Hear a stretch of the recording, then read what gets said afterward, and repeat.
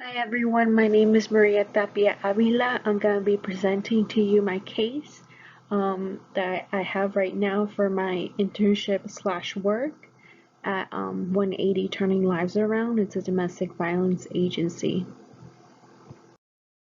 So my client is Clara. She is a 28-year-old female Latina. She married her abuser when she was only 16, and shortly after that, she moved out of her home country to come to the United States. That's when she noticed that the domestic violence got real bad. He isolated her from any friends and family. She had no family here, but she was able to communicate with her family through phone. However, he quickly took that away from her. So now she is a mother. Her daughter is 2 years old. And things got really bad one day that she got a restraining order against him. He's been physically, verbally, emotionally abusive towards her. However, that day that she decided to get the restraining order, he punched her in front of her 2-year-old daughter, and that's when she had enough. However, he's been very good at trying to control the situation. That he kicked her out. Normally, when you get a restraining order, the abuser has to move out, but he kicked her out, and now she's living with one of her friends. And she has no support system here, and uh, she there's a language barrier right there because she only knows Spanish. There were some challenges while working with Clara and finding the help that she needed. The biggest challenge was that she only spoke Spanish. Most of the programs that I was trying to get her in required her to know some English. They also didn't have anyone that spoke Spanish in their program, or there weren't enough Spanish speaking programs or resources for her. She also didn't have a big support system. Most of her family was in her home country, and her husband made her cut ties um, with most of her family. She also had 13 years of trauma that she endured from the domestic violence. She was also undocumented. He didn't file for her residency because it was a form of controlling her, and so that she would never leave him.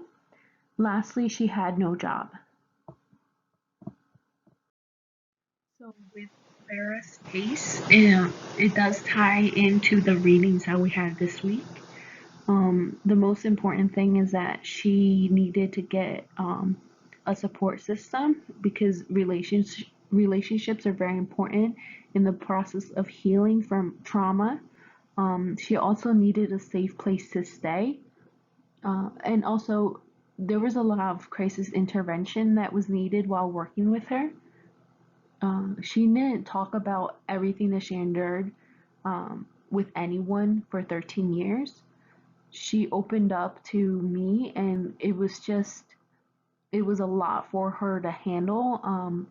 It was I believe her first session was like almost 2 hours long, and it's important for her to get all her feelings out. um so it, and it's very common in Spanish speaking clients for them to, when they first start talking to you, get so much out because they it's not something that we talk about in our culture. Another thing to keep in mind is that she needed to meet her basic needs first, which meant that she needed shelter, she needed a place to stay, she also needed food, clothing, employment. From there, she can work on healing and she can work on loving herself. And lastly, trauma comes trauma comes healing. She also needed to heal. And there's 3 stages of healing. The first is safety, so she needed to feel safe. Um, and this is how, at first she didn't feel safe. She was able to get into her safe house. That's where she started feeling safe and working with everyone and myself. She started to open up more and she started to feel more confident. However, we do see that victims of domestic violence do have a period of also mourning. Um, they start to doubt themselves, and they start to think that they can't do it without the abuser. Once we get over that stage, it's the process of reconnecting with herself, reconnecting with her loved ones back in her home country. So this was very important for her in the healing process. There were some things that Clara learned through the process of getting help.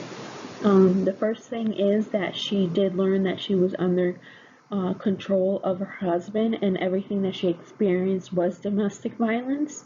And that was the biggest thing for her to understand, especially because he always said that no one would treat her better than him, especially because that was the only relationship she ever had. She also learned that there was help out there for her. He told her that no one would help her if she decided to leave him. And she kind of had this feeling that if no one's going to help me, I shouldn't leave. Lastly, she's in the process of learning that she experienced trauma in her relationship, and it was hard for her to understand because she didn't believe that this person that she loved and she lived with for 13 years could cause her so much stress, so much anxiety, so much bad thoughts and flashbacks. So that's something that she's still working on understanding, but it's still something that she is working forward to. So here are my references. I hope you guys enjoyed this case presentation about Clara. She is still in the safe house. She's still working with us, and she's in the process of getting her U visa, which is something that they give for victims of domestic violence. So she is doing better, and she's working with us to try to find a job. Thank you.